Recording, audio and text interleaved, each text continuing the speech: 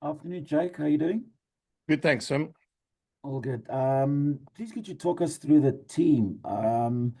By that I mean considering obviously how important it is to try and win this game because you haven't won in the Champions Cup yet. What was the thinking behind sort of fielding what many would say is probably not your frontline team?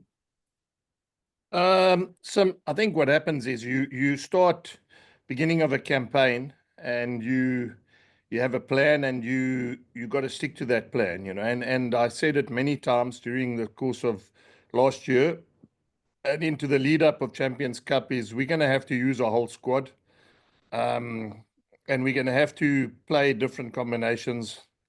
And as I said, I mean, did it last year. We played Bristol away. Again, people ask me, what is the makeup of your team? A lot of the guys that they thought would play against Bristol didn't play. We ended up beating Bristol.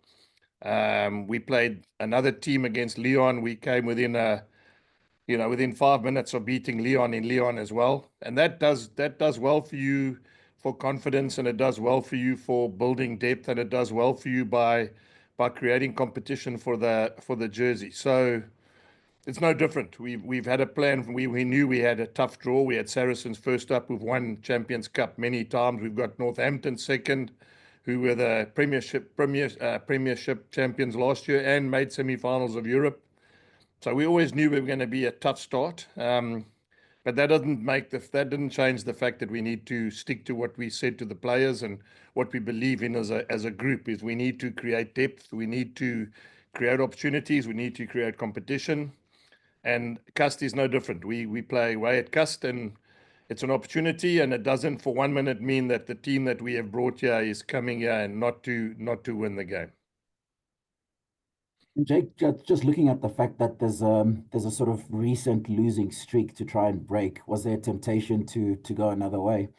So the only people who talk about the recent losing streak are you guys. I mean, we were always going to have a 4 week tough competition part of the year at the back end of last year. We were always going to have to play, as I said to you, Saracens, who've got an incredible team. I don't think they've lost many times in Champions Cup games. We've got Northampton. Then we had Sharks, who are, champions of Challenge Cup, Curry Cup champions, lots of Springboks. It was always going to be a tough ask, and we can't now because the media say, and I got to say, you guys keep going on and on and on about, how many times we've lost. It's only you guys that are worried about it. The competition is about getting to the playoffs.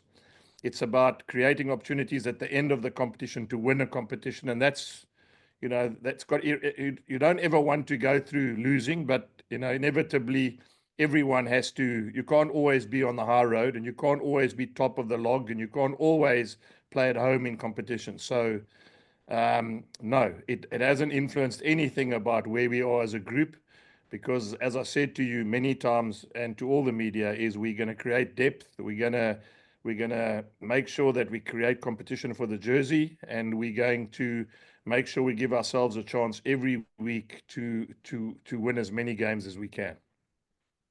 Thanks, Jake.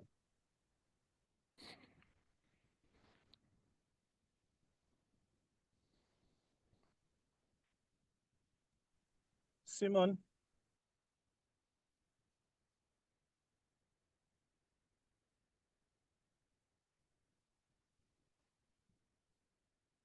Guys, can you hear me, Simon? okay, let's assume that Simon is having technical issues. He to connect. Thanks, Lunga. Thanks, Jake. Yep. Jake, if we can shift obviously to the Costa himself. I mean, you coached in France. I know it's a small team. I think their stadium is 12 or 15,000. Yet they very tough to beat there. I think most of their wins come home. I think it's seven of their 9 games, or seven, all 7 of their wins have been at home. So Yes. talk to us about the challenge, the players aside, the quality of the team aside. Talk to us about the challenge of playing in Cost. Well, playing anywhere in France, Jan, I think it's important to understand the one thing that they do very well is every French team prides themselves of winning their home games. It's no different whether it's Champions Cup or top 14. They pride themselves on getting home results. And Cust, You know, I mean, as much as they might not be a high-profile team in terms of recognition from our supporters or from people in South Africa, Cust have won the top 14. Cust, when I was coaching here, Cust had Antoine Dupont playing number 9 for them. So they've had some great players play in their jersey, and they've had some, as I said, they've won the top 14, and you know, they might be seen as a minnow team by the supporters because we get to see the teams like Toulouse or Clermont or, you know, Racing Metro, etc. But, you know, let's not kid ourselves. To play any French team away from home, Jan, is a tough ask.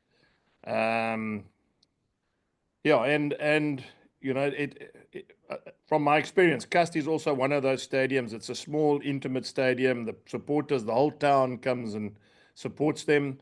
They get behind the team. They're very close to the field, as in the proximity. Their stands are close to the field, and they make it uncomfortable for players. So it's going to be a massive, I suppose, test, but also a massive learning for some of these young guys that are going to have to experience what it's like, not only to play the level of Champions Cup rugby, but also to see what it's like to play in an environment where, you know, the French people love their rugby, and these little towns, they support their team.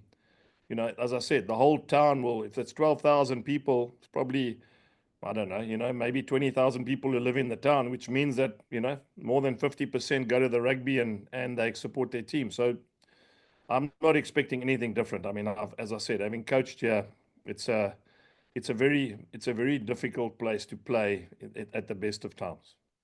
Yeah. And as a follow-up, what do your team have to do right or correct to get the W tomorrow? Yeah, I think we have to match the enthusiasm and the intensity that they're going to bring, and we have to try and understand that there's going to be crucial times in the game that we're going to have to be good at to win the game. And when they're good towards us, we're going to have to find a way in which we stop them from playing the way they want to play. I know that sounds logical, but they're a very combative team, and they always have been. It's always been a difficult place. I sort of compare it to when you play Griquas in Griquas in Kimberley on a Friday night. You know, it's never an easy place to play, and it's you know, the crowd get behind you. If you get the conditions a little bit wrong, you maybe play into a wind or against a wind, and as in Kimberley, or yeah, you play, you know, you start poorly and the crowd gets behind the team, then it becomes very difficult for you to sort of, yeah, to work that out. And you can ask Western Province what it's like to play in Kimberley. They'll tell you. Thanks, Jake. I appreciate it. Pleasure. Jan, can you do me a favor? I just read an article on Rugby 365, said we lost 4 times already. I mean, we've only lost 3. So if you can just please amend that. I will do, yeah. I don't know which one it was, but I'll go look. It was written by some lady on the Bulls, and I just saw already they've assumed we've lost the 4th one. Okay. Thanks, man. I'll fix it. Cheers. Carl Fabian. Okay, now I'm going to ask a tricky question, Jake. What articles of ruggers.co.za did you read? No. I read all the articles. I just want to make sure, Carl. I think I'm so glad you tell me, because I also want to see if Planet Rugby's on here, because I also always read things on different websites where they quote or they say things that I haven't ever said. And so, you know, when I read an article, and I read all of them, my New Year's resolution is just to make sure that we don't have all these negative guys always writing things that have got a narrative that's negative all the time. And if they do, then they must, you know, they must write for someone else, or they must get people to. But we're not going to, as the Bulls, accept that, you know, teams lose, and all of a sudden people are writing about losing streaks and all that sort of stuff. You know, it wasn't long ago when there were certain other teams that hadn't won certain games, and they never write about that. So from a Bulls point of view, my New Year's resolution is to make sure that the Bulls also get a equal footing in terms of what people say and what people write. Well, then you're going to like me now. Your team, like you said, has got a lot of young boys in there that'll be like terriers on the field that will storm the whole 80 minutes, play the game, and won't accept a defeat. And then you've got 2 or 3 level-headed people there just to guide them through the tough times and make the difficult decisions. Yeah, Cole, you know, one of the things, and I'm not going to move away from saying what I've said to you many times, and I've said it to the media, you know, we're not where we want to be, and we mustn't kid ourselves. I mean, there's no South African team that looks like they're favourites to win Champions Cup. I mean, we must, you know, that's the reality of where we are in this competition, and lots been said and written about it, and lots been said and written about, you know, whether we should be there, the travel, whatever. It's all. But the bottom line is, if you look at from a coaching point of view, I mean, Toulouse's team, the budget they have, the amount of internationals they have. You look at Leinster, you look at La Rochelle, you look at Saracens. I mean, there's a massive difference between where we are as a franchise, and I can only speak for the Bulls, and where we would like to be, Cole. And you know, that means the only way you're going to get it is you're going to have to blood players, give them exposure. You know, one of the catch-22s is you give him exposure, then overseas clubs see what he's like and they want to buy him. If you don't give him exposure, he never gets this. You never get to create depth in your squad. So the more guys you play, the more risk you have of losing them. But also, if you don't play them, you have a risk of never getting them up to speed in terms of being able to compete at a high level. And you know, let's use a guy like Corne Beets. You know, Corne Beets was the star junior player. He's coming in this week to play in Champions Cup rugby. You know, he was on the verge of going to Leicester Tigers, and he stayed. And so to answer your question, yes, there a lot of junior players. I mean, if you look at Sebastian Lombard's young, Jan Hendrik Wessels is young, you know, Jay van Heerden's young, Beets is young. That's four guys that probably, you know, they would be in the under 23 squad of most other clubs. And I'm talking about in France, they'd be in the Espoirs. And the only way we're going to learn as a group and develop as a group is to give these guys exposure in these games. And, you know, there's never a right time. You know, that's why Sim asked me, you know, if we had won or lost, or you've got to, I mean, you don't just give players the games that you think you're going to win, and you don't just give players a game because you think you're going to chuck the game either. I mean, that's also not fair on a player. So I can only speak from the Bulls, and I can continually tell you that we want to be one of the top clubs in the world. We want to be able to compete. We understand there are lots of other uncontrollables like budgets and salary caps and players playing overseas, etc. But all those things being equal, we're still going to have to develop the players we have in our team. And, you know, I'm looking forward to seeing Katlego is a youngster at center. Corne Beets, a youngster coming in at loose forward. Jeff van Heerden, we've seen what he's done in the last couple of games and what he's done in the last couple of months. And when we get that, that'll mean we get guys like Reinhard Ludwig that's young, and we get Jeff van Heerden that's young, Beets that's young. All of a sudden, the future of our club is in good stead. So, yeah, that'll continue to be our philosophy and our planning going forward. Can we then expect a fast-paced game?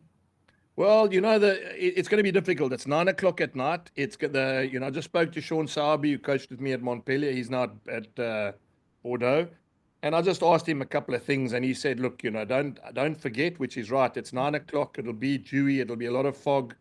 The conditions are a bit different to what we used to. I don't think we're going to be able to play like we do on hard grounds at Loftus. And so that, again, Sim asked me just now, what do we need to do, or what do we need to, Jan asked me. We're going to have to roll up our sleeves at times, and we're going to have to front up the physicality of what they chuck at us, you know. And so I'd like to tell you, yes, we want to play quickly, and I'd like to tell you, yes, we want to play with style. And at this game, we might have to just play whatever way we can to get a result. Appreciate it, sir. Thank you.